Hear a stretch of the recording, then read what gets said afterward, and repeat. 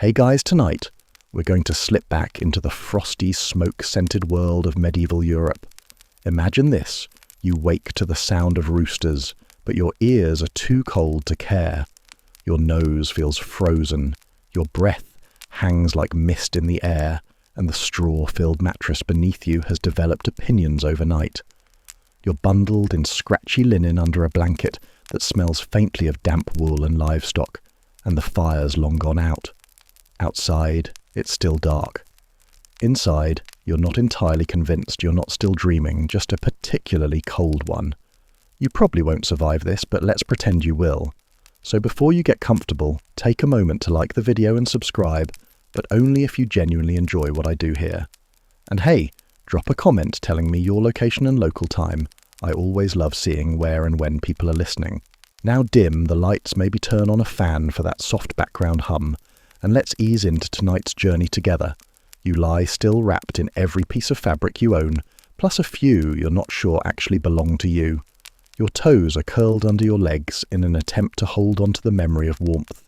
A breeze finds its way through the ill-fitted wooden shutters, poking at your face like a passive-aggressive ghost. You burrow deeper into the blanket, but the straw pokes your legs, and something small, possibly alive, rustles in the corner. Again. You try to ignore it. There's always something rustling. Your breath comes out in cloudy puffs. You stare at the rafters. Smoke stains trail across them, from so many fires gone out before yours. The air smells faintly of last night's stew-wet wool, and the dying embers of a fire that gave up sometime in the middle of the night. You gave up too sometime around then, on dreams, on being warm, on feeling your fingers. But here you are. The floorboards creak when you swing your legs over the side of the bed. Your feet hit the cold with a wince. It's not just chilly, it's stone cold damp, the kind of cold that settles in like it plans to stay a while. You shuffle toward the fire pit. It's nothing but ash and memory now. You poke it with a stick as if disappointed it didn't keep going while you slept. No such luck. You kneel. Your knees crack like old wood. You huff softly and begin the ancient ritual of coaxing a flame out of nothing. A bit of straw, some twigs. You blow on it gently, rhythmically. Your breath, the only heat in the room, is trying its best to wake the embers. Smoke rises too much too soon. You blink away tears and try again. Historians still argue whether peasants had regular routines for fire starting, or if they just crossed their fingers and hoped the smoke gods were feeling generous. Right now, you're in the second camp. Eventually, a tiny flicker appears. You protect it with your hands like it's your firstborn. It catches, just barely. You add the smallest bits of wood, nothing too thick, or the flame will die of stage fright. Slowly, carefully, you build it up. Soon you've got a sullen but steady fire sulking in the hearth. It'll do. You drop a dented iron pot onto the fire grate. Inside it, a chunk of yesterday's bread soaked in weak ale. Breakfast in the loosest sense of the word. It bubbles like it regrets everything. You stir it with a spoon that's older than your memories and lean back, letting the fire's heat inch toward your knees. Outside, roosters begin their chorus. Dogs bark. A cart rolls by in the frost-bitten dawn. You sip from a cracked mug of something warmish and try not to think too hard about the day ahead. You know what's coming. Goats, buckets, mud, and worse neighbours. But for now, you have heat, and bread ale mush, and air that no longer hurts quite as much to breathe.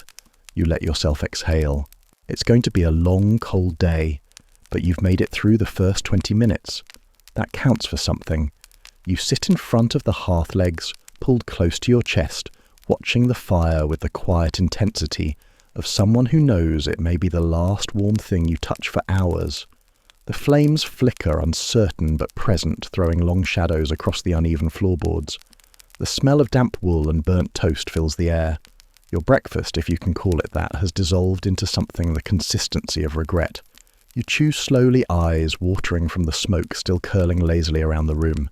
It tastes like disappointment, but it's warm, and in this world, warmth is worth more than flavour. Eventually you stand creaking like the cottage itself. The floor beneath your feet is ice, not metaphorically. You're not entirely convinced the corner near the door isn't slowly turning into a skating rink. Your breath still comes out in visible wisps curling like tiny ghosts across the room before vanishing into the thatch. Time to wash up.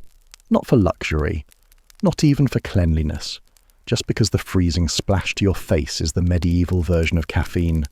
You take your cracked bowl, still warm from the hearth, and step outside.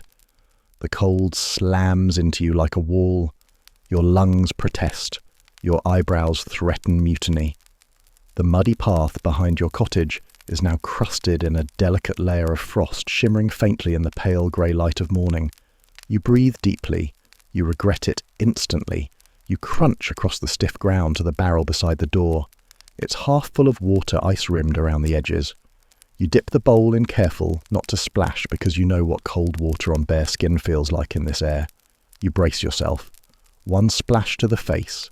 It hits like a slap from the winter gods. Your eyes water, your nose runs, and for a second you forget your own name. You stand there blinking through it, gasping quietly. You're awake now, miserably, undeniably awake. Historians still argue whether medieval peasants regularly washed their faces or just powered through the grime. The truth is likely somewhere in between, moments like these driven not by cleanliness but by the need to feel something other than numb. You wipe your face on your sleeve, damp wool, not helpful, and trudge back inside. The warmth greets you like a mildly offended cat. Present, but not overly enthusiastic. You settle beside the fire again and hold your hands out to the flames. They sting as the blood returns. You wiggle your fingers, grateful they still bend. Mostly. Then comes the worst part. Socks. You have a pair. Technically, they are more whole than fabric, more suggestion than clothing. You slide one on and your toe immediately pops through. You try again. It pops back out as if waving for help. You try not to cry. Next comes the tunic layer, coarse linen, stiff from yesterday's damp. You slip it over your head and it scratches like nettles. Then the wool layer, thicker, warmer, and somehow more judgmental. You wrap your belt around it, tying it tight, even though the leather is cracked and smells like old potatoes. Your boots wait by the door. They are wet. They are always wet. You slide your feet in and squelch gently. One of them makes a sound like a sigh. It might have been you. Then the cloak. Wool, heavy, mostly dry.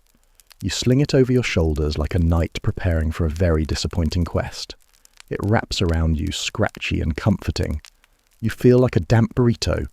You step outside once more, now dressed for survival. The cold bites, but your layers bite back. Your breath fogs the air in front of you, swirling like mist. The village is beginning to wake, thin trails of smoke rising from neighbouring chimneys, distant clatter from someone attempting to fix something roosters, giving impassioned speeches from the rooftops. You crunch down the path, each step a wet protest from your boots.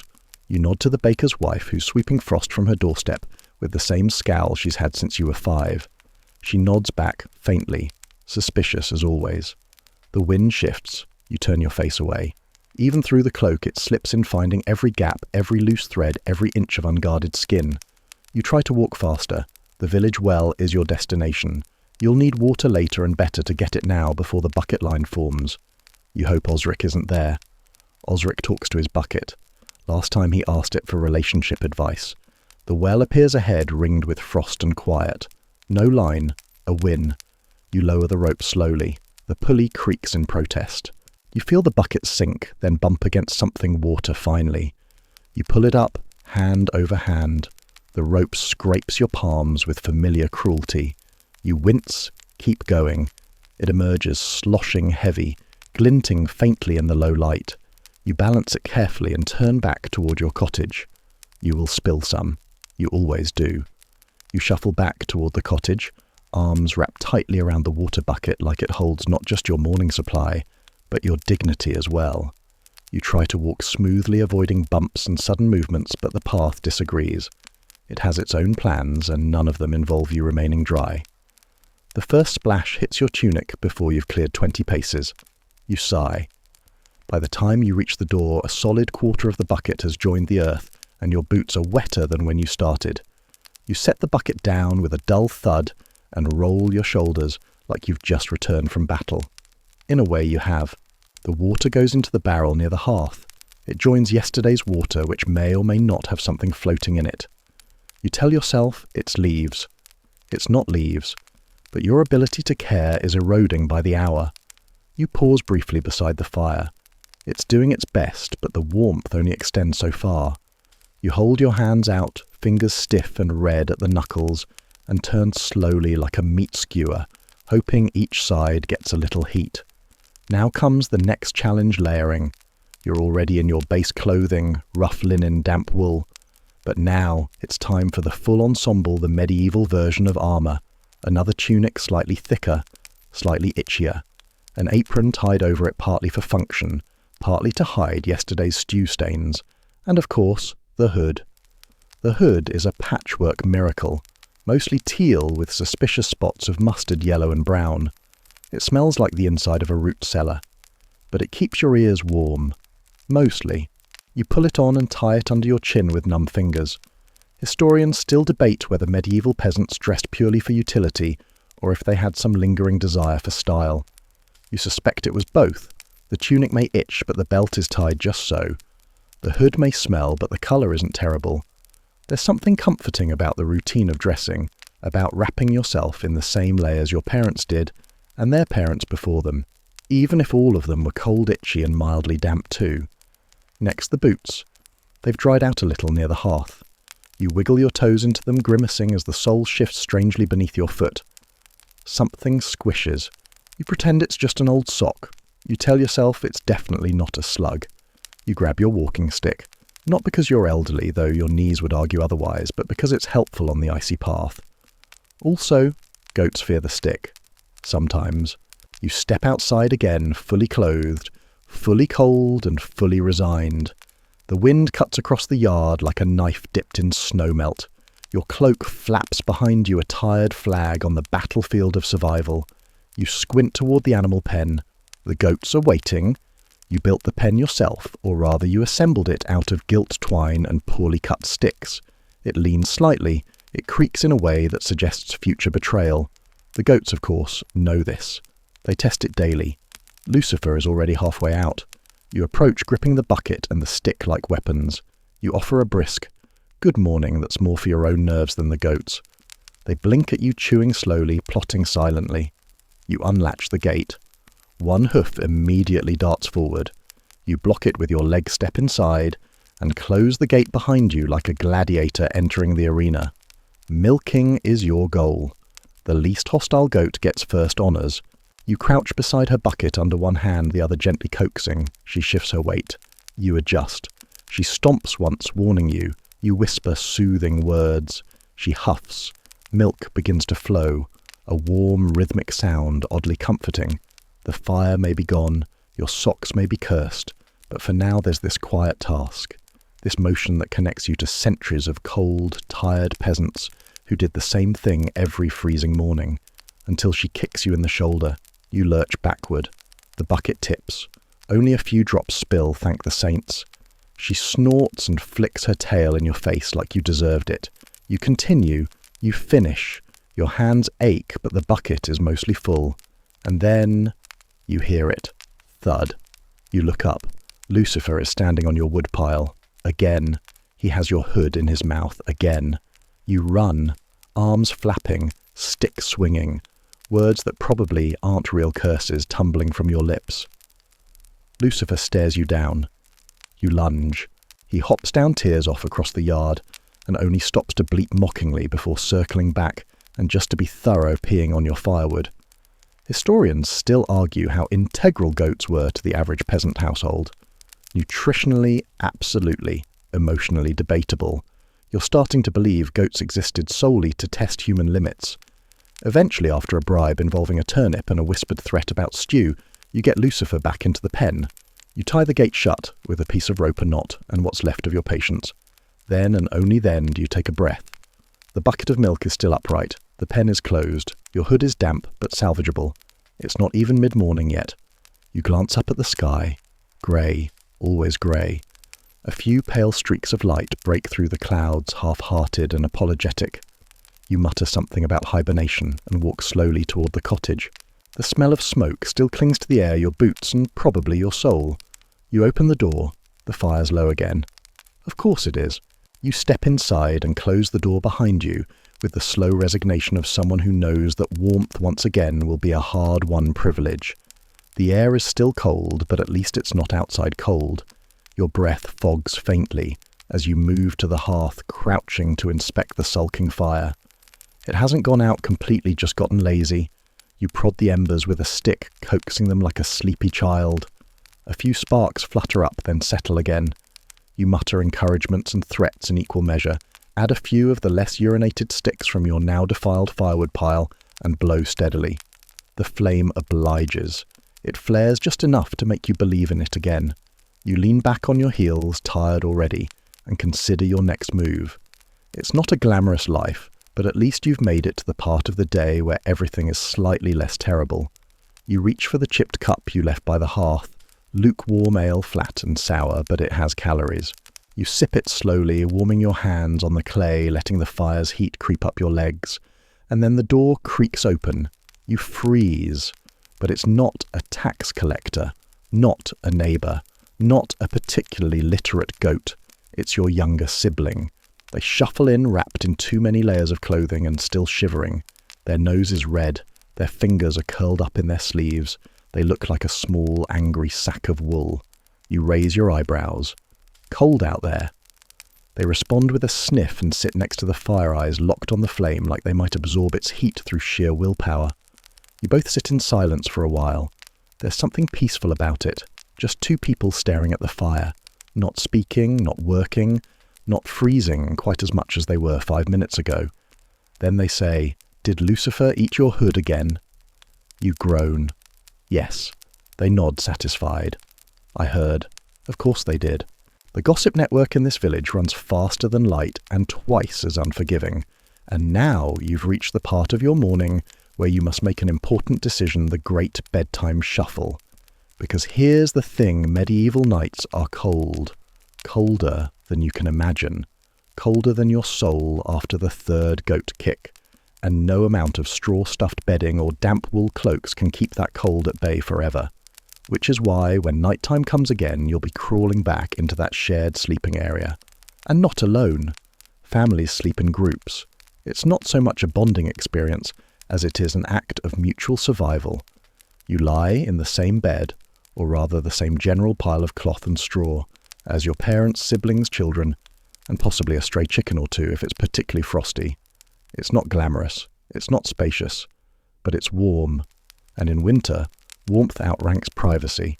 Historians still argue how common the shared bed truly was in every peasant household.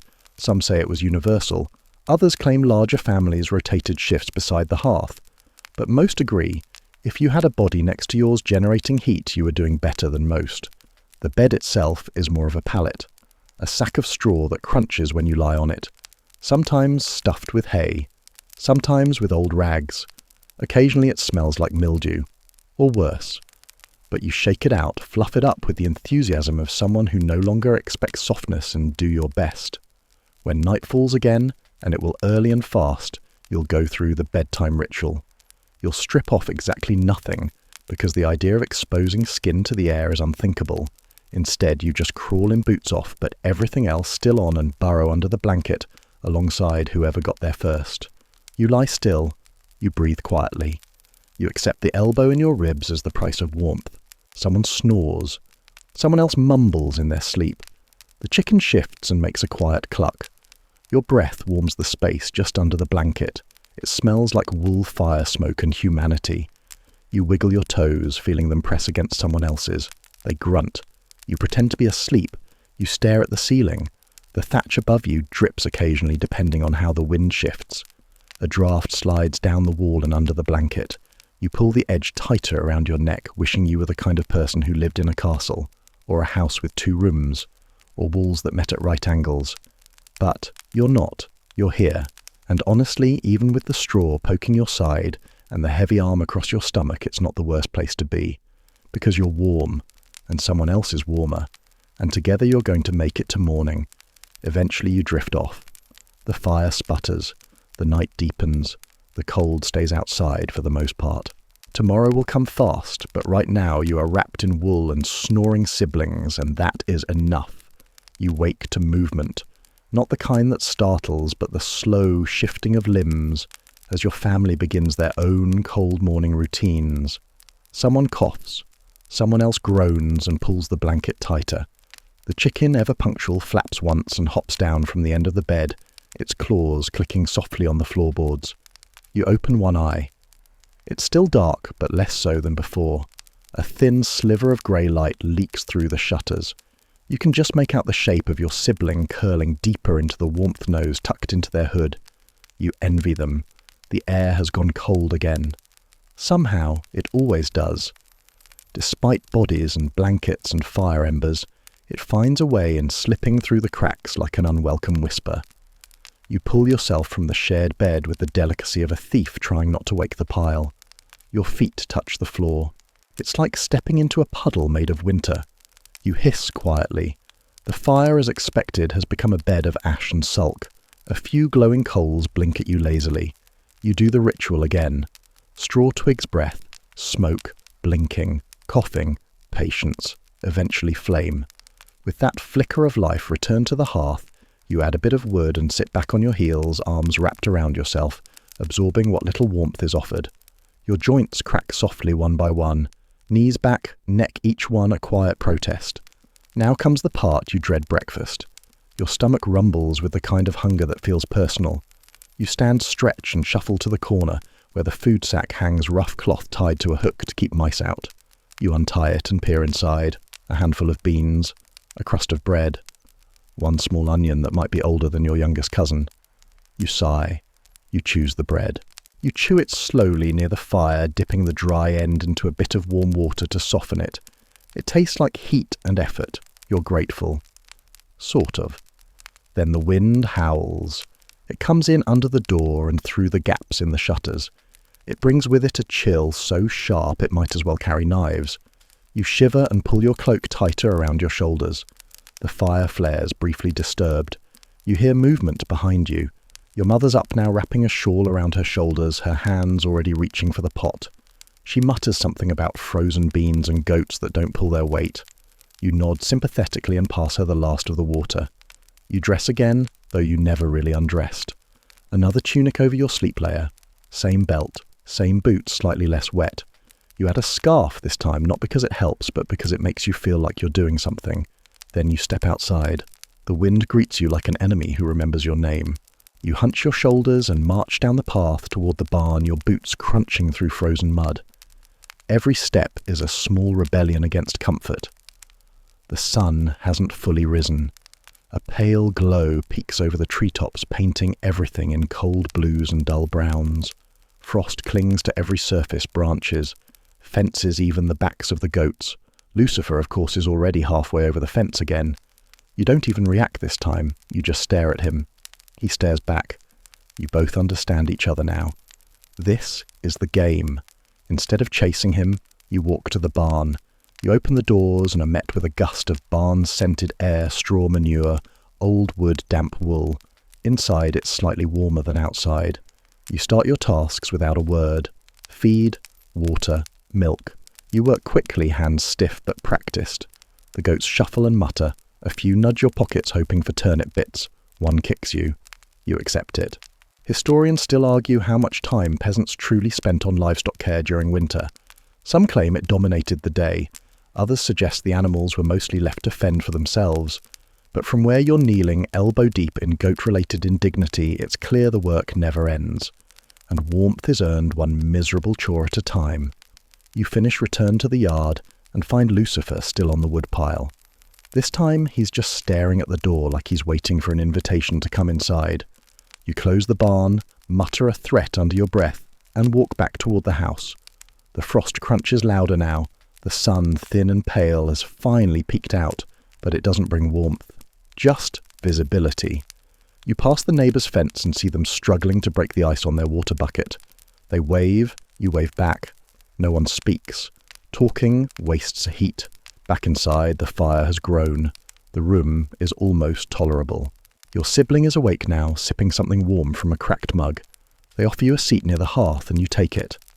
For a few minutes, you both just sit there, letting your fingers thaw, listening to the wind outside, watching the flames. and you think this is how it works. Survival isn't dramatic. It's not heroic. It's just this a dozen small stubborn victories before breakfast. You pull your knees up to your chest and close your eyes for just a moment, letting the warmth sink in before it slips away again. You're warm now. Well, warm enough. Your fingers have returned to something resembling circulation. The cloak draped around your shoulders traps some of the fire's heat, and the flickering light bounces gently off the stone walls. Your sibling yawns. You yawn too. It's contagious, even in the Middle Ages. But the morning has no intention of waiting. You groan softly, push yourself up from the stool and stretch. Your back pops in 3 distinct places like the sound of beans snapping. You rotate your neck. You wince. It's all part of the ritual. Then back to work. The sun has climbed just high enough to throw pale gold onto the tops of the trees outside your window.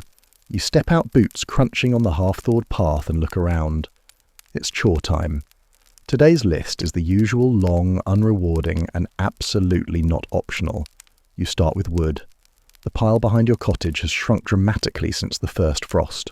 A few crooked logs remain, plus twigs, branches, and suspicious bits that were once part of a fence. Maybe your fence, maybe the neighbours. You don't ask questions. You gather what you can. A few of the logs are damp. You knock one against a stump. A puff of steam rises. You nod grimly. Good enough. You carry your bundle toward the door arms, full wood, knocking against your ribs.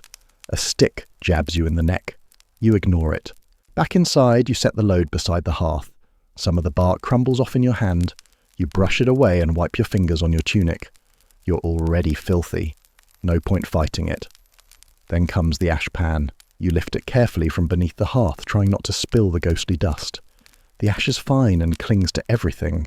You walk it outside toward the compost pit, letting the morning breeze scatter some behind you. You dump the rest and shake the pan clean. The breeze whips through your tunic as you do. You shiver. The cold is always watching, always waiting for you to let your guard down. Back inside, your sibling is stirring a pot of something on the fire. Probably beans, or something that used to resemble beans in a former life. The smell is earthy, vaguely edible. You nod your thanks and grab a wooden cup. Fill it with warm water. Sip.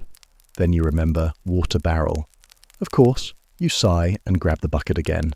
The same bucket you've carried 10,000 times in your life, and will carry 10,000 more. The handle has worn grooves into your palms over the years. You step outside again. This time a light snow is falling. Not a blizzard, just lazy flakes drifting down like they're unsure they're wanted. They melt as they hit your cloak, leaving tiny damp spots behind. The well is only a few dozen steps away, but each one feels like a mile.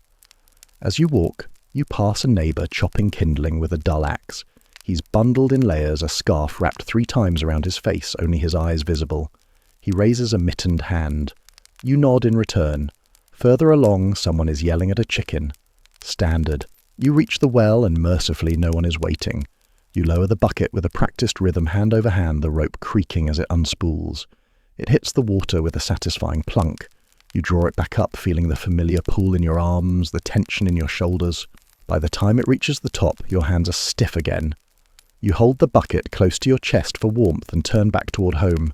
Naturally it spills. Of course it does. Your boots splash. Your tunic gets wet. You grit your teeth. By the time you return, you've lost 1/3 of the water. You pour what's left into the barrel near the hearth, and give the bucket a little glare just to make a point. Your sibling is spooning beans into wooden bowls now. You take one and settle back on the stool, cradling the warm food in your hands like a holy relic. You eat slowly. It's hot, a bit mushy, a little too salty. Perfect. You chew and listen. Outside the wind has shifted. It whistles through the gaps in the shutters. Inside the fire crackles. A log shifts and sends up a puff of smoke. You blink it away. Somewhere in the distance a dog barks. A cart rattles down the lane. A child shouts something about a stolen turnip. Village life rolls on noisy and indifferent. You glance around the room. Everything is covered in a thin film of soot and survival. A few tools hang on the wall. A broom leans in the corner like it's trying to nap. A pair of socks dries on a string above the fire. It's not much, but it's yours. You finish your beans. The bowl is warm in your lap. You consider lying down again, just for a second. But instead you stand. You've got a fence to check, a roof to patch, and a goat who's likely planning your downfall. The cold will keep biting, the chores will keep coming. But for now, you've eaten. You're warmish, and you're still standing. That counts. You step outside again, squinting against the pale winter light. It isn't sunny more like the sky forgot how, but it's brighter than before. The snow has stopped falling, leaving behind a thin dusting over the village paths like flour on a baker's board. Your boots crunch over it softly, each step a muted complaint. It's goat time. You head for the pen, dragging your stick behind you like a reluctant sword. The air smells of wood smoke, wet hay, and animal opinion. The goats are awake naturally, they always are. Unlike you, they seem invigorated by the cold, which feels like a personal insult. Lucifer is perched on top of the fence again. You lock eyes. He chews slowly. Challenge accepted. You open the gate and step in with the wariness of someone who has been headbutted before breakfast too many times. The other goats shuffle about, nudging at your cloak, searching your pockets for turnips. You swat them away gently. Today's chore, cleaning the pen. Which, frankly, is never clean. But there are levels of acceptable filth, and you've just crossed into this smells like a prophecy. You grab the rake, a bent and splintered tool that does more rearranging than removing, and begin scraping old hay and goat deposits toward the far corner. The goats follow, curious and critical. One of them tries to eat your hood mid-swipe. You flick the rake at him. He dodges and snorts. It's an ongoing negotiation. As you work, your fingers start to go numb. Again. You blow on them, flex them, mutter encouragements. The cold is in your sleeves, now crawling down your back, pooling behind your knees like it's setting up camp.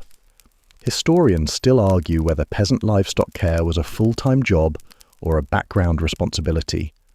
From your current angle, knee-deep in straw and goat resentment, it feels very foreground. You finish the worst of it and scatter fresh hay from a bundle in the corner. The goats descend like it's a feast. You back away slowly, rake in hand, boots soggy and brain-tired. Lucifer follows you to the gate. You turn. Don't. He headbutts your thigh. You groan. He trots away victorious. You tie the gate shut with your usual combination of twine prayer and bitter muttering, then lean on your rake for a moment, catching your breath. The cold stings your cheeks. Your breath clouds the air. Next chore, the path to the compost heap. You grab the wooden yoke and 2 buckets, one with kitchen scraps, the other with well-barn stuff. You balance the beam across your shoulders and begin your careful march across the frozen yard. The buckets swing slightly with each step, testing your balance and your tolerance for sloshing goat contributions. You reach the heap dump, both offerings in, and poke the pile with a stick. It hisses slightly. You pretend not to notice. Back at the cottage, your sibling has disappeared, probably off to gather eggs or eavesdrop. The fire is still smouldering. You feed it another log, stir the coals, and sit back to let the warmth bite through your outer layers. You peel off one glove and stretch your hand toward the flame. The skin is red-dry and cracked like old parchment. You flex your fingers, watch them move stiffly, and wonder how many winters they'll last. Then comes the scratching sound. It starts small, just a tiny scrape behind the food sack. You freeze. The mouse is back. You move quietly, grabbing a wooden spoon and a cup. You crouch beside the wall ready. You see the tiny nose peek out, followed by 2 beady eyes. It freezes. You freeze. The moment stretches. Then it bolts. You lunge cup first. Miss. The mouse disappears into a crack in the wall. You sit back slowly. Defeated. Again. Historians still debate how many pests medieval peasants simply learned to live with. Based on current evidence, chewed, cloth-stolen crumbs and rodent-shaped footprints on the table, you're guessing most of them. You make a mental note to set a better trap tonight, maybe bait it with dried apple, or a tiny pamphlet on lease agreements. For now, though, you turn your attention to your boots. They're wet again. Not surprising. You take them off, peel your socks off with them, and set everything near the fire. Your feet steam faintly in the heat. You roll your shoulders. Your back cracks like a church pew. It's not even noon. You sip a little water from the barrel. You tear off a bit of bread. You rest your head in your hands and let the heat wash over you like a prayer. Your eyes flutter closed for just a moment. And then a knock. You groan. You open the door to find your neighbour standing there, the one who always smells vaguely of onions and judgment. She raises an eyebrow. Your goat's in my turnips again. You nod slowly. Of course he is. She doesn't smile. She just turns and walks away, knowing full well you'll deal with it. You shut the door gently and rest your forehead against the wood. Lucifer, you whisper. We're going to have a talk. But first, maybe one more sip of warm water. One more minute by the fire. You step back inside. The room smells of smoke-sour hay and something vaguely edible. The chair creaks as you sit. Your hands curl around the mug. Your eyes close for just a heartbeat longer. Outside, the wind picks up again. You don't even flinch. You open your eyes to the sound of distant shouting. Not panicked, not urgent, just the kind of shouting that happens when someone's ox has wandered into the baker's yard again. You sit up slowly, muscles groaning in protest.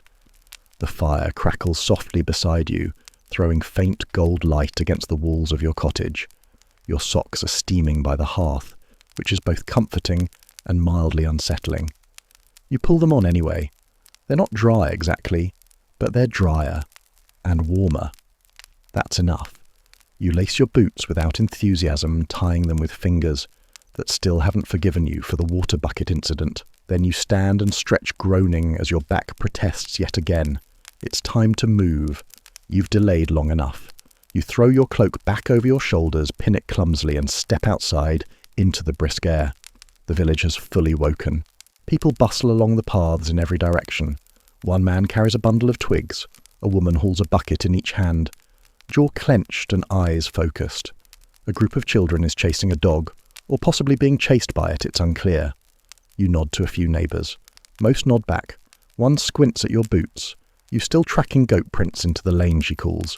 You shrug. Could be anyone's goat. She makes a disbelieving noise and walks on. You pull your hood up. Today's project is insulation, or what passes for it, in your part of the world. The cottage has a few gaps between the boards that let in the wind, like an overly enthusiastic guest. Your goal is simple: stuff them with something.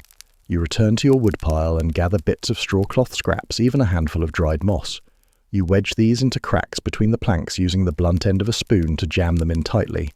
One piece of moss falls out immediately. You try again. The second attempt holds. Success. Sort of. Next up, the windows, which is a generous term. Really, they're holes with shutters. You reinforce the inner side with an old burlap sack, tacking it down with bent nails and prayer. You step back and admire your work. The wind immediately rattles the shutters harder than before, as if offended. Historians still argue how creative peasants were in insulating their homes. Some sources suggest stuffed cloth and straw were common. Others insist that most simply froze and got on with it. Judging by your own methods, you lean toward creative desperation. Once the windows are secured by your standards, not the winds, you set your sights on the door. There's a gap at the bottom just large enough to let in cold and mice and probably spirits. You drag a rolled-up rag bundle across the threshold and wedge it in. It works, mostly, if you don't breathe too hard. Back inside, it's better. Not warm, not cosy, but less biting. You can feel your nose again, which is progress. You sit down and tug your cloak around you. Your breath still fogs the air, but less dramatically. The fire dances brighter, helped by your earlier offering of twigs. You allow yourself a moment of stillness. Until your sibling enters shaking snow from their shoulders and holding a fistful of weeds. What's that, you ask? Insulation, they say, dropping it into a pile near the hearth. And soup. You squint at the weeds. I'll pick out the good ones they offer. You nod, not reassured. Lunch is hours away, but the thought of hot soup is enough to get you moving again. You check the stew pot, last night's barley and cabbage with traces of turnip and hope. You add a bit of water, a pinch of salt, and stir. The fire welcomes the task with a pleased crackle. As the pot simmers, you tuck more straw around the doorframe, then step outside to fetch a few more armfuls of kindling. The snow crunches beneath your feet. The clouds above have shifted to a soft white, the kind that feels like they might drop more snow soon, but for now they're just watching. You glance toward the woods beyond the village. The trees are skeletal in winter branches sharp against the sky. Birds flit between them, puffed and round, and clearly better insulated than you. You return with your armload, set it down, and finally sit again. You dip a spoon into the pot and taste. It's thin, a bit bland, but hot. You ladle some into a bowl and pass it to your sibling, who accepts it like it's royal fare. Then you take your own and sit on the floor back against the wall legs stretched toward the hearth. You eat slowly, the warmth spreading from your mouth to your fingers to your chest. This is the best part of the day, not because of the food, not because of the fire, but because for a few moments you're still. The wind outside hums quietly, the cottage breathes, the fire cracks and whispers, and you are impossibly comfortable. It won't last. You still have goats to wrangle, neighbours to disappoint, wood to chop, but right now, for this sliver of afternoon, everything is just enough. You lean your head back, close your eyes and listen. You don't mean to fall asleep. But after the soup, the fire and the relative stillness, your body simply decides for you. You only drift off for a few minutes, but it's enough to leave your neck crooked and your leg asleep. When you wake, it's to the sound of a spoon clattering into an empty bowl and your sibling murmuring something about needing more bark next time for flavour. You blink at them. Please don't. They grin and toss the spoon into the wash basin. It's mid-afternoon now. Outside the light is golden but pale, the sun doing its best to pretend it's still relevant. The shadows are long already, and the cold is creeping back under the door, slipping in like gossip, which reminds you it's time to socialise, not because you want to, because it's cold and heat loves company. You grab your cloak again, now vaguely smelling of goat and wood smoke, and step out into the bright chill. The village green is gathering its usual cluster of cold, talkative souls. A few older women are already seated near the communal fire, which someone has piled impressively high today. You suspect this is a bribe for stories. You wander over, nodding to a few familiar faces. Still alive, one of them calls. Physically you reply. They cackle in approval and make room. You settle in on an overturned barrel cloak wrapped around your knees, hands extended toward the fire. The warmth is immediate. Glorious. You exhale through your nose and feel it not freeze. A small miracle. Conversation flows easily here. Not deeply, just stories, questions, observations, jokes older than the trees. A man complains about his boots. A woman retells the tale of the tanner's dramatic sneeze, which allegedly blew out a candle across the room. No one believes her, but everyone laughs anyway. Someone passes round a cup of warm ale. You take a sip. It tastes like it's been reheated 3 times and strained through someone's tunic, but it warms your throat. Next to you, a boy pokes the fire with a stick and asks if Frost is alive. Everyone considers it seriously for a moment. Depends on your opinion of mould, one woman says. If mould's alive, then Frost might be its ghost. This makes perfect sense to everyone present. You lean back slightly, letting the fire warm your face. It smells of oak and whatever else was lying around this morning. The smoke curls upward, disappearing into the wide grey sky. Historians still argue about the role of communal fires in medieval village life. Some say they were merely for utility heat and cooking. Others claim they were vital gathering spaces where news spread matches were made and spirits stayed high through the darkest months. Judging by the scene in front of you, you believe it. The woman beside you begins knitting something in a shade of brown that has no name. Probably socks. Probably for someone who doesn't deserve them. She glances at your cloak and says, "You need a new one." You look down. What gave it away? The smell, and the shape, and the way that goat has been chewing it. You nod solemnly. All fair. "Check the merchant's cart tomorrow," she says. "He's got a bolt of wool that looks respectable. I'm not respectable." Exactly. It'll be ironic. You both smile. The fire spits and hisses, sending up a small shower of sparks. Everyone leans back briefly, then leans in again, like waves returning to shore. A small girl begins reciting a fable, something about a talking turnip and a knight with a cabbage for a head. She gets halfway through before forgetting the ending. No one minds. Someone else picks it up with a different version, and soon it's a group effort, everyone adding details and arguing over whether the turnip could sing. You don't speak, you just listen. This is the warmth you needed, not just heat, but people. Laughter. Nonsense. The cosy weight of shared stories and shared cold. Eventually you stand. Your legs are stiff again. Your hands, though, are still warm. You thank the group and head back toward your cottage as the light begins to dim. The sun is sliding behind the trees, now casting long blue shadows across the fields. Frost already gathers at the edges of puddles. Your breath curls in the air again. You reach your door and pause. The mouse is back, sitting on the step, staring at you. You sigh. Go away. It doesn't move. You open the door slowly, giving it time to scamper. It does not. Instead, it hops onto your boot, then off again, as if making a point. You enter the cottage. The air inside is still warm, surprisingly. Your sibling has added more wood to the fire and is now curled up under the blanket, reading or pretending to by flickering firelight.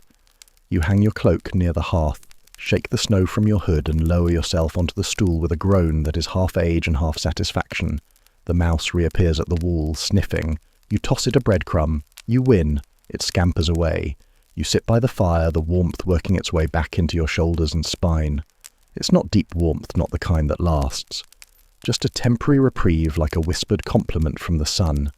Your sibling is still curled under the blanket head, tilted at an odd angle, mouth slightly open. Asleep clearly. You watch them for a moment, envying the ease of their dreams. Then your eyes drift to the pail of water near the hearth. Still mostly full. A win. You check the food sack. Inside a few shriveled carrots, some dried greens, a rind of hard cheese. You mentally sort them into today, maybe tomorrow, and if things get truly desperate.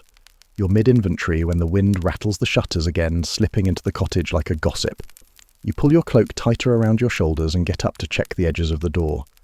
The rolled cloth is still in place, but the cold seeps through soft but insistent. You stare at the wooden floor, considering your next move. Your feet ache, your hands are cracked and dry.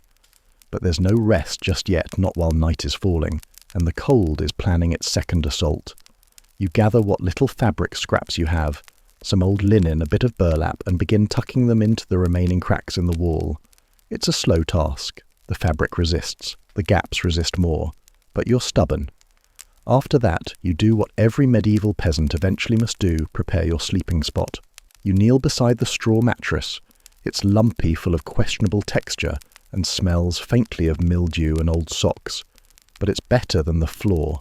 You fluff it with both hands, shaking out the larger pieces of hay, patting it down into something vaguely rectangular. Then you fetch the blanket, thick, woolen, itchy, and barely large enough for two. It has a hole near the bottom, patched with what appears to be a former sock. You lay it over the straw, smoothing it out like a noble making a bed for royalty. Your royalty is made of twigs. Next comes the cloak layering. You remove your outer cloak and lay it flat across the top of the blanket. This will be your uppermost layer protection from draft's judgment, and probably the goat if he gets in again. Historians still argue how effective medieval insulation methods were, especially things like shared bedding, layered cloaks, and animal companionship. But based on your current living conditions, you'd argue that survival was a game of inches and imagination. Your sibling stirs. They sit up groggily and mumble something about soup, then lie back down. You take that as a cue. The cottage is darkening now. Outside, the sun has vanished behind the trees. Shadows stretch across the yard. Somewhere, a rooster crows late confused, or just dramatic. You light a single candle. The room glows softly, the flame flickering against the stone and wood. You move slowly now, setting your boots near the fire, laying your socks out to dry again, folding your second tunic, and tucking it under the mattress for extra padding. Then you remember the mouse trap, not the one that works, the one you've been meaning to fix. You grab the wooden contraption from the corner, bait it with a crumb of cheese, and place it by the sack of grain. It probably won't work, but it feels like you're trying. That's enough. You sit for a moment longer, letting the fire lull your thoughts into softness. You think of warmer places, not real ones imagined. A bed with actual sheets, a roof that doesn't breathe, a loaf of bread with butter that isn't just a whisper of animal fat. You laugh softly at the thought. Your sibling opens one eye. What just dreaming, you say. Save me a spot. You smile. Always. You douse the candle. The room dims instantly. Only the fire glows now golden and slow, like a final breath before sleep. You crawl into the straw bedcloak pulled over you back to back with your sibling. Your toes find the warmest spot and claim it greedily. The wind hisses against the shutters. You ignore it. You close your eyes, and you wait for sleep to find you. You're warm, but just barely. The straw mattress beneath you crackles softly as you shift the blanket tugged tight around your shoulders, your sibling's elbow drifting dangerously close to your ribs. The fire in the hearth has settled into a quiet reddish glow, enough light to see the shape of the ceiling, not enough to see what just scurried across the floorboards. You choose not to think about that. Instead, you lie still and breathe. Slow, steady. The air is cold, but the layer of wool body heat and stubbornness is holding it back for now. Your sibling mutters something in their sleep. You think it might be no more onions, but it's hard to tell. They roll over, dragging half the blanket with them. You tug it back silently. The cottage creaks in its sleep, groaning like an old man shifting in bed. Wind whistles through the shutters again, brushing the top of your forehead with a breeze that makes you wince. You pull the blanket higher, leaving only your nose and one eye exposed.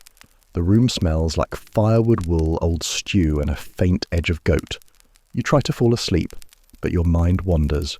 Because here's the thing about sleeping in winter in a medieval cottage with questionable insulation and a mattress full of regrets, you never really sink into sleep. You sort of hover there, drifting in and out, towing the line between dreams and cold feet. Historians still argue whether medieval peasants slept through the night in a single stretch or in segments, first sleep, second sleep, with a bit of thinking or prayer in between. Judging by your current experience, segmented sleep feels about right. You close your eyes, you open them again 10 minutes later when the blanket slips off your shoulder and the cold sneaks in. You roll to your side, facing the wall. The stones there are damp. Always are. You wonder if they ever dry out in summer. You wouldn't know. Summer feels like a myth. You drift off again. This time the dreams come. They are not coherent. They never are. You're in a field of turnips, but they're all whispering to you. One is clearly your cousin. Another has goat eyes. You're wearing a crown made of bread crusts, and someone, possibly the parish priest, is chasing you with a spoon. You wake with a snort. The fire has dimmed again. Just faint red shadows now. You consider getting up to add another log. You consider it. Instead, you pull the blanket tighter. Then you hear it. The sound. Thunk, then scritch. Mouse. You sigh quietly. Not loud enough to wake your sibling. You consider the trap. You imagine the mouse sitting beside it, smugly eating the bait with both paws while reading your diary. You'll deal with it tomorrow. You try again to fall asleep. Eventually you find the rhythm. Your breath slows. Your body settles. And then the door creaks. You freeze. But it's just the wind. Of course it is. You roll onto your back and stare at the ceiling. The thatch above is dark layered and probably full of spiders who've seen generations come and go. You hear something shift in the corner, likely the cat, or the chicken chasing the mouse. Again you choose not to investigate. Instead you stare into the darkness and let your thoughts unravel thread by thread. You think about tomorrow's chores, about whether the goat will finally break through the pen, about that hole in your cloak, about the dream turnip. And then you think of nothing. Sleep slips in sideways, quiet, like a guest who knows how to tiptoe. You drift into a half-dream where everything smells like firewood and feels like a too-warm sock, where the cold stays on the other side of the door and the wind forgets your name. Outside, the stars prick the sky like small forgotten candles. Inside, you sleep. Sort of. And for now, that's enough. Morning doesn't arrive so much as ambush you. You're not sure what wakes you. The breeze creeping in through the doorframe, the vague snuffling sound of the chicken settling into the crook of your knees, or your sibling's elbow planted firmly between your shoulder blades. Whatever the cause, your eyes crack open to darkness. Again. But this darkness is different. It's the end of night, not the middle. That barely there shade of blue that creeps in before sunrise, when the world is quiet but not quite asleep anymore. You lie still for a moment, staring at the ceiling. You can hear the fire's breath, low-laboured but still alive. That's something. Your body aches predictably. The straw mattress has compressed into thin, lumpy ridges beneath you. You shift and feel a bit of it poke your ribs as if saying, "Get up already." You sigh. Time to begin the morning ritual again. You sit up slowly, cloak falling off your shoulders. Cold air rushes in immediately, like it's been waiting all night just for this moment. Your breath fogs in front of your face. Your sibling groans and rolls over, cocooning themselves tighter. You swing your legs over the side of the bed and wince as your feet meet the stone floor. Cold, hard, mildly damp. The medieval version of a wake-up call. The fire needs feeding. You shuffle over, toss on a couple twigs, then blow gently until the coals grumble back to life. The warmth crawls toward you grudgingly. You crouch by the hearth, soaking up what little heat you can, arms crossed over your chest.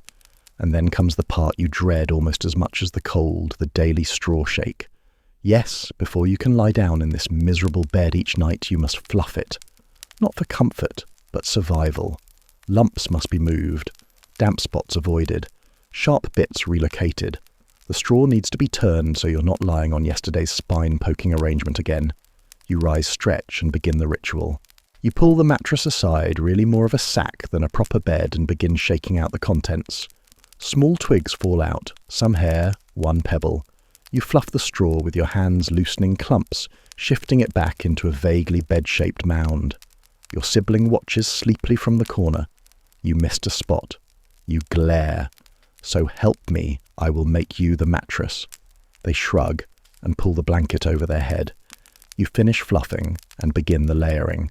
The blanket goes down first, then the better of the two cloaks, followed by an extra scarf you keep just for cold nights. The result still looks sad, but at least it looks intentional. Historians still debate what exactly medieval peasants slept on. Some say straw mattresses were stuffed with hay or reeds. Others mention sacks filled with rags, moss, or even heather. The one thing they all agree on, it wasn't comfortable. You plop down onto the refreshed mattress, testing it. Better, not good, but better. Your sibling mumbles something unintelligible from beneath the blanket. You assume it's a thank you, or a complaint about turnips. You sit back and rest for just a second. Outside, the sounds of the village are beginning. A rooster crowing, footsteps crunching through frozen dirt, the distant thud of someone chopping wood with passive-aggressive force. You rise again, pulling on your second tunic and your stiffer cloak. You lace your boots, which are now only mostly damp instead of fully soaked. Progress. You peek outside, grey skies. Again. The kind of sky that promises snow but never delivers, just hangs there sulking. You pull your hood up and step out. The path to the well is stiff with frost. You avoid the usual puddles, the ones that look innocent but swallow your feet whole. At the well you greet Osric, who is predictably talking to his bucket again. And if she says it again, I swear I'll dump you over her fence, he mutters. You nod politely. Good morning. He looks up. Oh, you're real. Morning. You wait your turn. The bucket drops, the rope creaks, the water sloshes. Cold sprays your hand. You return home balancing the full bucket fingers going numb as the wind slices through the gaps in your gloves. You breathe through your teeth to keep the cold from climbing into your bones. Once inside, you set the bucket down near the fire. You rub your hands together until the pins and needles return. Then you settle beside the hearth and breathe out slowly. The mattress waits behind you, fluffed and made. The blanket is folded. The room is quiet, save for the soft crackling of fire and your sibling's gentle snore. And despite the cold, despite the goat, despite the mattress full of mystery textures, you survived another night. You'll do it again tonight, because that's what you do. It's still early, but your stomach has started a low persistent protest. Not loud, not desperate, just that hollow ache reminding you that it's been far too long since the last decent meal. And by decent, of course, you mean hot, mostly chewable, and not scraped from the edge of a pot. You pull your cloak tighter and glance at your sibling still curled up on the mattress like a well-insulated snail. You leave them be. If they want to sleep through the coldest part of the morning, they've earned it. You move to the hearth and nudge the pot with a spoon. It gives a faint glop of resistance, last night's stew clinging to the bottom like a memory. You scrape up enough to form something resembling a meal and toss in a few leaves from the basket-dried cabbage maybe. Could be something else. As long as it's not moss, you don't care. You stir it slowly, letting the fire bring it back to life. This is what counts as breakfast. You fish out a wooden bowl worn smooth by years of use and pour in a ladleful. It steams. Barely. You sit near the fire, sip carefully, and let the warmth reach the inside of your chest. It tastes like onion, salt, and faintly of disappointment. Still hot is hot. You eat in silence, staring into the flames. It's around this time every morning that the house becomes fully awake, not just with movement, but with sound. The creak of beams adjusting to the light, the drip of melted frost from the roof edge, the scratch of chicken feet near the door. You hear the thud of your siblings' feet hitting the floor, and the slow shuffle of someone who still hasn't emotionally recovered from yesterday. They plop beside you. Is it stew again? You pass them the bowl. They don't complain. They never do. You're all too aware that any food is a gift in winter. Historians still argue whether medieval peasants ate multiple meals a day, or just whenever food was available. Either way, you're sure of this. No one skipped breakfast voluntarily in weather like this. After the last bite, you rinse the bowl in the water barrel, then set it aside to dry. It joins the line-up on the shelf, 2 cups, 3 spoons, 1 splintered, and a plate with a chip shaped like Normandy. Time to dress again. You're already in most of your layers, but for sleep you'd loosened your belt, removed your oversmock and undone your boots. Now you retighten everything. Tunic tucked, cloak pinned, hood pulled low. Your breath fogs the air as you prepare for the day. Your sibling does the same, though far less efficiently. You hand them a spare scrap of cloth. Put this around your neck. It'll help. They grumble, but do it. Then comes the final addition, your sleep wrap. It's not a formal garment, just a large piece of worn wool you wrap across your shoulders before sleep and wear under your cloak for extra warmth during the day. You fold it now, shake it once to dislodge any straw and drape it over your shoulders. Your fingers fumble slightly as you tuck it in. Cold has a way of making everything take longer. You add one more layer, resolve. Because it's colder today than yesterday. You can feel it in your teeth, in your eyes, in the joints of your fingers. And though the sun is just barely cresting the trees, the air has no interest in warming up. You open the door. Wind greets you like a slap. You both wince. Snow has crept across the lane overnight. Not deep, just enough to cover everything with a crust of false purity. The goat prints, however, are easy to spot. Lucifer has been busy. You make a mental note to check the pen. Again. You step out. Your sibling follows, hood flapping behind them. Together you cross the yard boots, crunching cloaks snapping. This is the routine. Eat. Layer. Brave the cold. You check the straw mattress, one more time habit, really. The blanket is still mostly in place. No mouse damage. The fire crackles. You close the door softly behind you and walk back into the freezing day. The wind bites. Your cloak resists. Your toes go numb again. And you know it's going to be a long day. But at least you dressed for it. You're halfway across the yard when it hits you, that creeping sensation that something is missing. You stop, pat your belt pouch. Still there. Cloak check. Boots. Tragically, yes. Then you hear it. Clink, thump, cluck. You turn around just in time to see the chicken, the one that sleeps near your bed who thinks she owns the house. She's waddling proudly down the lane with one of your socks clutched in her beak. You sigh. Of course. You chase her. Not because it's a good use of time, but because socks don't grow on trees and yours are made of very rare materials, holes, patches and sentiment. The chase is short. The chicken gives up the sock in exchange for a handful of snow tossed in her general direction. You retrieve the wet wool and wring it out. Welcome to winter. You tuck the sock under your arm because there's no better option and return to the day's priorities, which, for now, means staying warm and mobile. By now your sibling has wandered toward the green. You follow. As you pass the smithy, the heat from the forge reaches you in a wave of glorious contrast. The blacksmith nods as he hammers something unidentifiable. Sparks spit up into the air like impatient fireflies. His apprentice sees you, raises an eyebrow and calls out, "You lose another sock." You raise your arm and show it off like a trophy. "Victory," you say. He grins and goes back to bellows duty. You reach the green and join a small cluster of villagers huddled around a shared fire pit. It's not fancy, just a ring of stones, some smoky logs and a few hopeful branches. But it works. Everyone's here for the same reason: warmth, gossip, and a chance to feel like they're doing something by sitting still. A neighbour offers you a place on a wide log. You take it gratefully, sock still under your arm like a damp pet. Someone passes around a flask of something strong enough to cure sadness. You sip. It burns. You like it. You all sit in easy silence for a while, bundled in cloaks, scarf ends fluttering in the wind. The fire crackles, a rooster crows.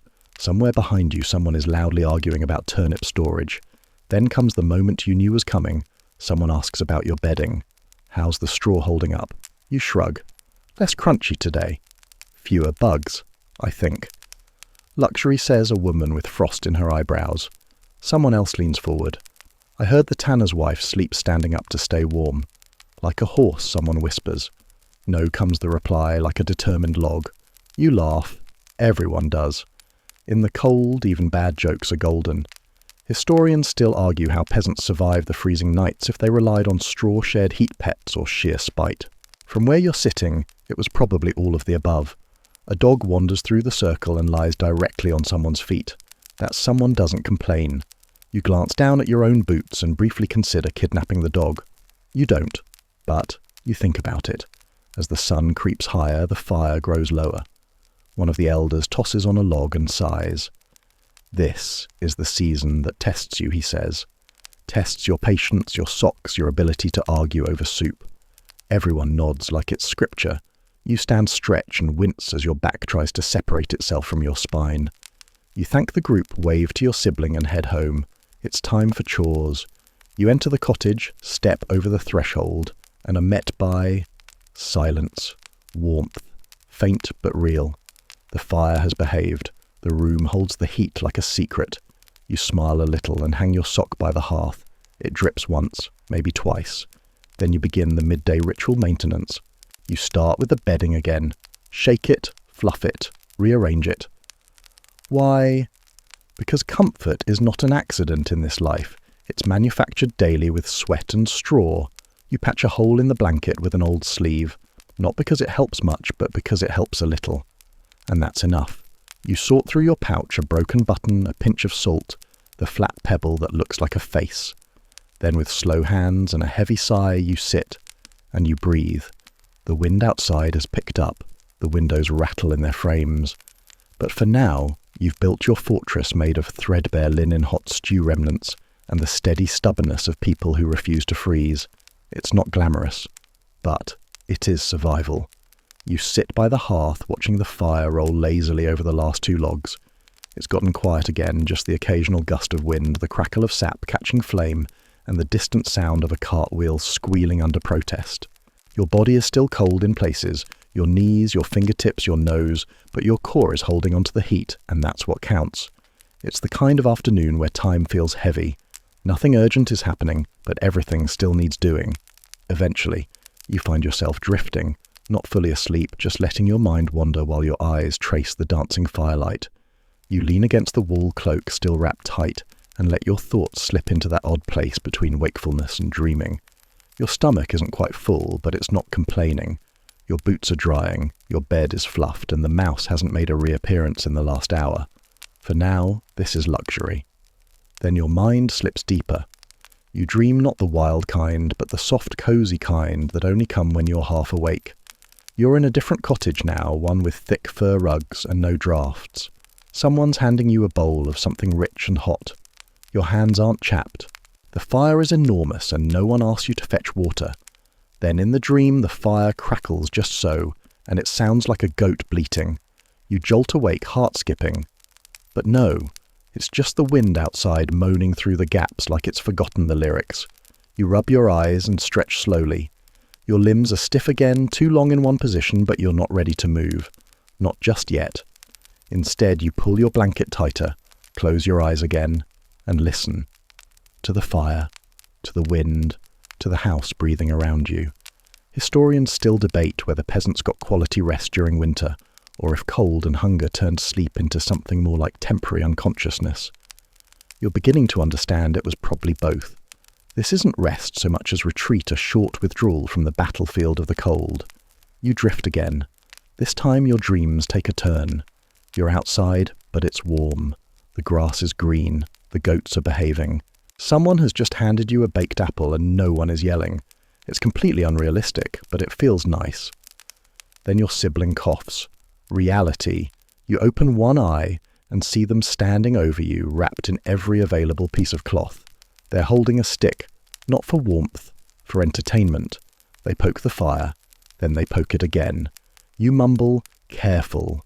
They nod, then poke it a third time. The fire hisses. A log shifts. They grin. Magic. You sit up and stretch again, groaning as your back reminds you it was not made for straw and winter. Then the idea hits hot stones. You rummage near the hearth for one of the smoother rocks you keep just for this reason. You pull it close to the fire and set it in a corner where the flames will kiss it but not crack it. In half an hour you'll wrap it in cloth and stick it under your blanket. A tiny furnace. Your sibling watches this with interest. Mine. No, you say. Find your own. They grumble and begin stone hunting. You grin. Medieval innovation at its finest. Soon the rock is warm, hot even. You grab a strip of linen, wrap it carefully and carry it back to your bedding. You tuck it under the straw, right near where your feet will go. Bliss pending. Then you go back to the fire hands on your knees, sighing into the warmth. The sun is beginning to lower, now visible as a smudge behind grey cloud. Afternoon has slipped past while you weren't looking. You hear voices outside, neighbours finishing chores, kids arguing about who gets the last chunk of salted something. It's the end of day shuffle. You grab another log and feed the fire again. It welcomes it like an old friend. You'll have to gather more wood soon. Not now. Now you sit, wrapped in wool in the faint glow of contentment, with the smell of smoke in your nose, and the echo of warm dreams still lingering behind your eyes. The cold is still out there.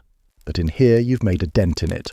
One bowl of soup, one fire-poked log, one hot stone at a time. Section 16. The fire sputters slightly, protesting your neglect. You rise and prod it back to life with the iron poker nudging the embers until they glow with a more agreeable attitude. The smoke shifts in the hearth, then settles again, and the little flames flicker with something close to optimism. You stretch your arms, your back popping like an old wooden door, and glance toward the woodpile. It's not promising. 3 logs left, and 2 of them are slightly damp, the kind that hiss and sulk when burned. You make a mental note wood first thing tomorrow, before breakfast even, because no warmth means no mood. Your sibling is humming now, some tuneless winter song, and they've begun organising small bits of cloth like they're preparing for war. You raise an eyebrow. Patch day, they say. You nod with a grim kind of respect. Patch day means sitting in the coldest corner of the cottage, mending holes in socks and tunics with frozen fingers and a bent needle. Good luck. They shrug. Warm thoughts. You return to the hearth and sit pulling the blanket around your legs. It's thinner than you remember. Maybe it's shrinking from the cold too. Your thoughts drift again. Not far this time, just forward.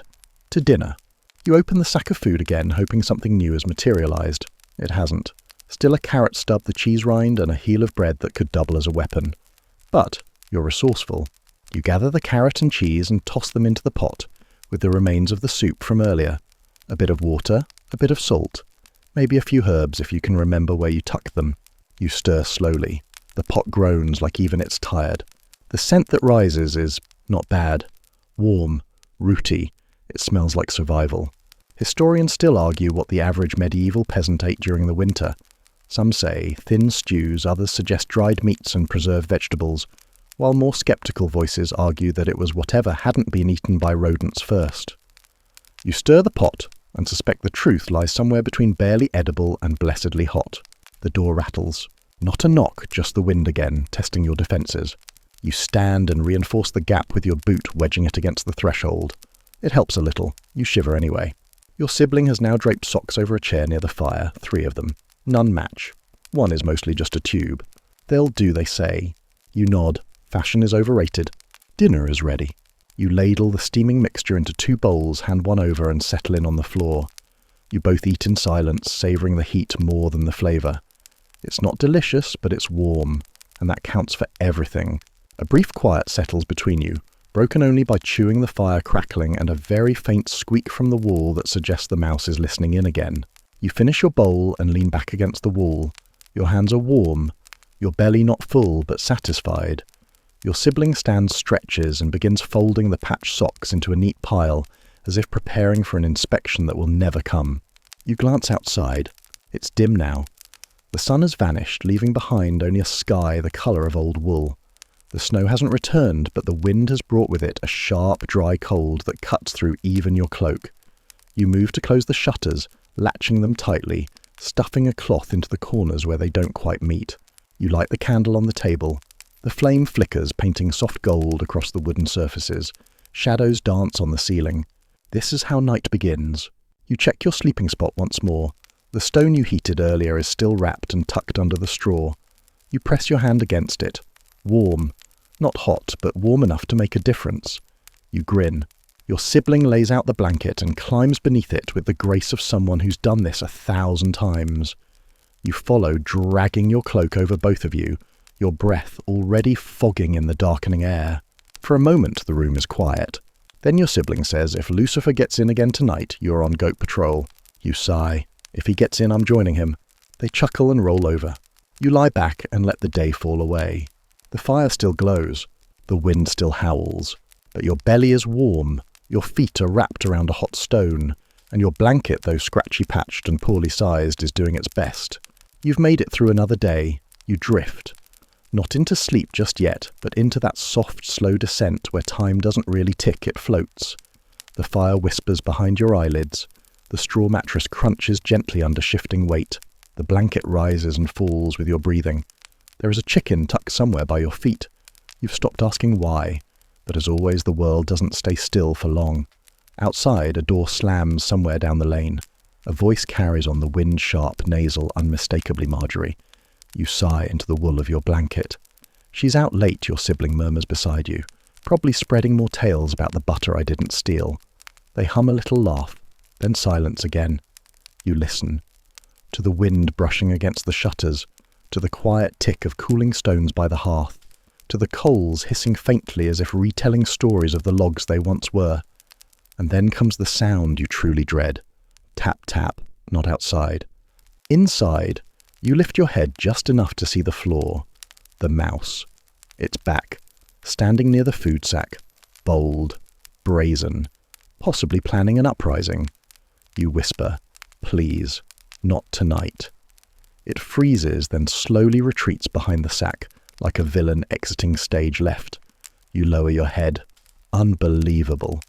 Your sibling snickers under the blanket. He's winning. You grumble something about traps and soup recipes.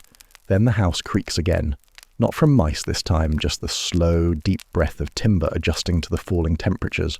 A groan here, a sigh there. You've lived with these sounds for so long that they're almost comforting now. Almost. You close your eyes again and drift a little deeper. But as your mind unspools, it picks up on something you'd forgotten tomorrow. You have to help the neighbour haul grain sacks. You promised, during the communal ale share, which means you now owe a morning of frozen fingers and aching shoulders. You groan into the pillow. Your sibling, still half awake, whispers, "Did you remember the sack patches tomorrow? Roof hole tomorrow. Goat fence, don't push it." They chuckle, then shift under the blanket. Historians still debate how well medieval peasants knew their neighbours. Some argue the villages were tight-knit communities of mutual support. Others claim grudges were passed down like heirlooms. You're inclined to believe both, especially when you're helping haul turnips, for someone who once accused your chicken of spiritual misconduct. Still, tomorrow is tomorrow. Tonight, there's the crackle of the hearth and the scratchy embrace of woven wool. You sink deeper into the straw bedding, pulling the blanket up to your chin. Your toes nudge the hot stone near the foot of the bed. Still warm. Miraculously. Then you hear it. Snoring. Your sibling, already gone to the dream world, is soaring through imaginary logs with the volume of a small mill. You stare at the ceiling, wondering if anyone has ever been smothered with a blanket purely for sonic offences. You don't act on it. You just breathe slowly and let the warmth ease its way into your bones. The wind outside makes another pass. The candle has gone out. The fire is just embers now. But you're under your blanket, wrapped in the quiet comfort of knowing you've done enough for today. The straw pokes your back, the goat probably has plans, and the mouse is definitely plotting your downfall. But for the moment, you are still. You shift slightly. Find the one position where your shoulder doesn't ache and exhale into the darkness. You hear chickens rustling softly, a dog barking in the distance, the low creak of someone's roof beams settling across the lane, all the sounds of the village winding down bones wrapped in wool voices fading into stillness. And for the first time in hours you think maybe you're actually falling asleep. For real. You wake, not with a start, but a shiver. The warmth has ebbed. Not completely, but just enough for your nose to send a quiet, dignified protest. You open one eye. It's dark, but not midnight dark, just early pre-dawn. That soft, eerie hour when time itself seems unsure whether to move forward or just stay still and cold forever. The fire has gone from glowing to glowering. You sit up slowly, blanket falling from your shoulders. The air bites the back of your neck like a bored fox. You reach for the wood pile near the hearth, find only 2 logs left, and groan. You toss one on the coals, stirring them gently with a charred stick. Sparks rise like sleepy fireflies. The log catches with a reluctant sigh, and you watch it for a few minutes, letting the light return to the walls, the ceiling, your fingertips. Your sibling is still buried in blankets shaped like a cocoon with hair. You consider waking them. You don't. Instead, you wrap the blanket around your shoulders like a makeshift cloak and stand. You stretch. Your joints sound like dry branches. Your knees make a sound that can only be described as medieval. You shuffle to the door, ease it open, and peer outside. Snow. Not much. Just a thin, silent dusting that's turned the world white and muffled. The lane is quiet. No roosters yet. No angry turnip vendors. Just snow and sky. You breathe it in. It smells like frozen moss and chimney soot. You exhale breath, fogging the air, and close the door before the cold gets too curious. The floor is colder now. Somehow. You sit back near the fire log, crackling faintly beside you, and rub your feet with your hands until sensation returns. Then something rare happens. You feel almost peaceful. Not because anything is easier. It's not. Your boots are still stiff. The goat probably escaped again. The mouse may have unionized. But in this moment, this minute, it's just you, the fire, and a world asleep beneath a veil of snow. You sip from the water pail. It's cold, but not frozen. You pour a bit into the iron pot, toss in some dried greens, and let it start to warm. Even a watery soup is better than nothing. While it simmers, you pull your mending kit from the corner. Really just a small bag with a bent needle, a half spool of black thread, and one button that doesn't match anything. You find your second cloak and examine the edge. Fraying again. Of course. You sew slowly, fingers clumsy with cold thread knotting like it has a grudge. But you get the edge patched, fold it over, and nod at your own handiwork. Historians still debate how much time peasants spent repairing their clothes versus just wearing them into dust. You suspect it wasn't a question of time, it was a question of thread. And patience, and cold knees. The soup bubbles gently. You stir it and add a pinch of salt, pretending it's meat. Pretending works better when you're tired. You serve yourself a ladleful crouch beside the fire and sip. It's not great, but it's hot. And that's the bar now. Your sibling stirs under the blanket. Did you fix the fire, they mumble, mostly. You add more bark than wood again, maybe. They grunt, then shuffle upright hair, a disaster face still marked with sleep. You missed the snow, you say, nodding toward the window. They squint through the shutter slats, then wrap themselves tighter in the blanket like a burrito of indifference. I'll admire it later. You let them wake slowly. There's no rush. No sun yet. No chores that won't still be there in an hour. No one yelling about goats. Yet. You finish your soup and sit with the bowl resting in your hands.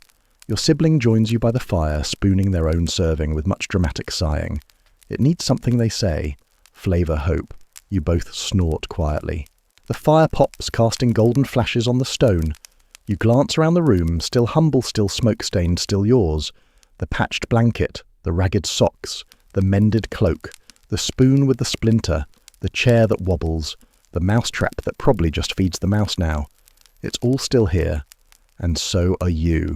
You made it through another freezing night. You've eaten, you've warmed. You're upright. You're cracking jokes that aren't funny, but you're laughing anyway.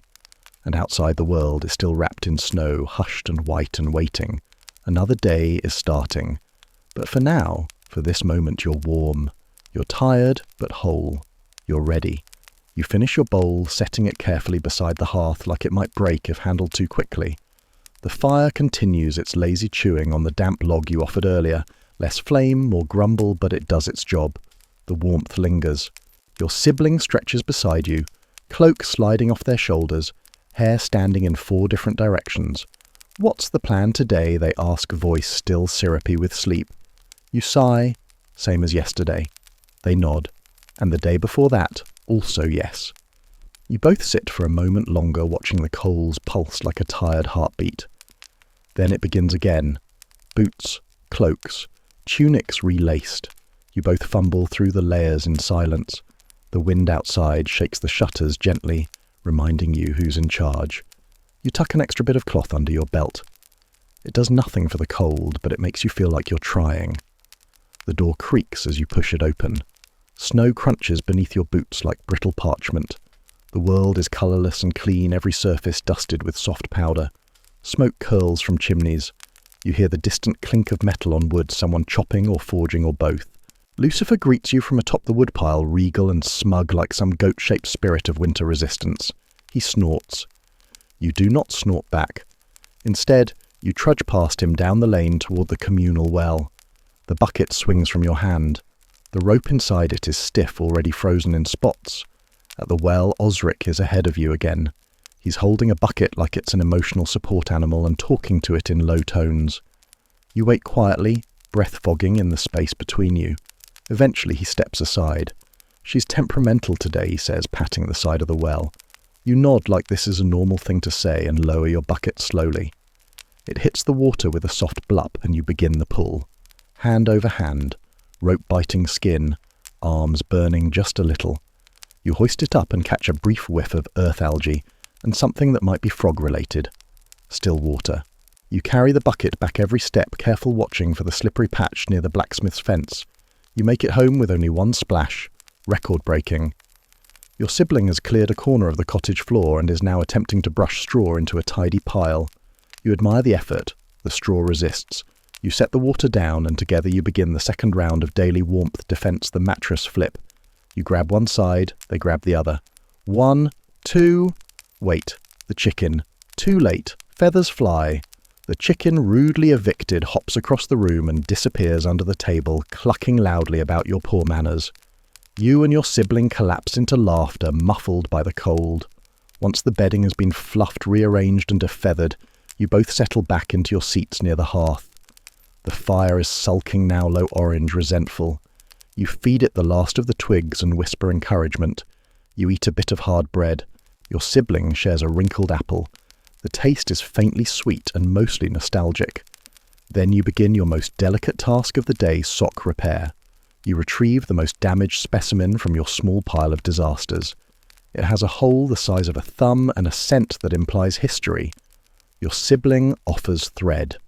You begin. Needle through wool. Pull. Knot. Miss. Repeat. Historians still argue whether medieval villagers truly mended everything, or just wore it until it gave up. Judging by your current strategy, stabbing your own finger 3 times in 5 minutes, it's probably a mix of both. But still you continue. Because you need these socks. Because there are no more. Because having one pair patched and mostly hole-free means walking through snow without cursing your ancestors every 3rd step. As you finish the last stitch, you hold the sock up to the light like a treasure. It's hideous, but it's whole. You grin. Outside, the wind has quieted. A few villagers pass by your shuttered window, voices muffled by wool and snow and fatigue. You catch only fragments. Lucifer was on the roof again. Turnip wine froze solid. Someone saw the mouse. You freeze. The mouse. You glance toward the food sack. Still closed. Still upright. Still wait. You inch toward it, gently untie the flap and peer inside. It's all there. Everything. A miracle. You exhale triumphant and whisper to the empty room. We are winning today. You press your patched sock against your cheek in a brief moment of celebration. You hear a crash behind you. Lucifer. Inside. Standing on the table, with your blanket in his mouth. You sigh. The mouse may have surrendered, but the goat war continues. You stare at Lucifer. He stares back. The blanket dangles from his mouth like a flag of conquest. His hooves clack on the tabletop. He looks utterly pleased with himself, like a king surveying his kingdom of chaos. Put it down, you say quietly. He chews it. You take one cautious step forward. Your sibling peeks around the corner of the hearth with wide eyes. Why is he in here again? I don't know, you whisper. I think he teleports. Lucifer hops off the table with the grace of a drunk knight, landing in the middle of your bedding and promptly sitting on the hot stone you'd so lovingly reheated earlier. You sigh, the kind of sigh that comes from generations of peasant ancestry. Your sibling tiptoes past you and makes a lunge for the blanket. Lucifer bolts. The blanket rips. You freeze. He bolts again, this time toward the door, dragging the tattered wool behind him like a runaway bride. You both scramble after him, slipping on straw, knocking over the chair and narrowly missing the water bucket. By the time you reach the door, Lucifer is outside, prancing in the snow, chewing with enthusiasm. You step out, arms folded against the cold, and watch him chew your last remaining piece of semi-warmth. Your sibling leans next to you. Should we chase him? No, you say. He's earned it. You both stand there for a minute in your socks, watching your goat parade around with a stolen blanket like it's a royal cape. Somewhere in the distance, Marjorie is probably already telling someone how the goat wore it better. You sigh again. Then slowly, you smile, because you're standing, outside, in socks, in winter. After a night of wind, a morning of ice, a meal of boiled roots, and you're still here. Still warmish, still upright, still yourself. You head back inside and shut the door on Lucifer's victory march. You patch the bed again, rearrange the straw, refold the extra tunic to replace the lost blanket. Your sibling adds another log to the hearth, and the flames gratefully leap higher. The cottage smells like wood smoke, wool, and faintly of goat betrayal, but it's yours, and it's enough. You sit together in silence as the shadows lengthen. The sky outside darkens to a deep navy. The last light of day clings to the top of the trees where it flickers like candle glow before slipping away. You each eat a little more stew, thinner now, mostly broth, but still warm. Your sibling leans their head on your shoulder. You don't move. The fire burns low. You adjust the bedding one last time, tuck the hot stone back in place, and crawl under the blanket. This time, you're prepared. You've fortified the edge of the door with the remaining cloth. You've added straw beneath the pallet. You've set a spoon beside your pillow in case Lucifer returns. As you settle in, your sibling mumbles, "If he comes back tonight, I'll sleep outside," you reply. They snicker softly. Then silence. The fire flickers. Then fades. Outside, the wind picks up again, sweeping snow across the frozen paths and against shuttered windows. But inside you are still, wrapped in fabric and exhaustion and a quiet, unshakable pride. You made it. Another night in a world built to freeze you, and somehow, in spite of it all, you're warm. Now, as the fire dwindles to a glow and the last sigh of warmth seeps into the floorboards, your eyes grow heavy. The room around you softens, losing its edges. The cold beyond the door retreats, at least for now, and the familiar sounds of the cottage settle into their evening rhythm, timbers creaking gently, the faint shuffle of straw beneath your blanket, the low, steady breathing of someone you trust, just a breath away. The mouse, if he's here, has the decency to stay quiet. Your body loosens, the blanket hugs your shoulders. The stone near your feet has cooled but still gives off the ghost of heat, just enough to lull your toes into comfort. Out beyond the shutters, snow continues its quiet descent. No shouting, no chores, no goats, just a hush. And in that hush, your thoughts grow slower. Like soup on a low flame, like smoke curling into the beams above you, like footsteps sinking into soft snow. The day is behind you, your bed is beneath you, and the world, for all its cold and clatter, is finally quiet. Sleep finds you here not with fanfare, but gently like straw settling after a long day of being abed. Let it come, let your breath slow, let the blanket pull you deeper. The cold can wait. You've done enough. You've earned this. Close your eyes and rest. End of script. Sweet dreams.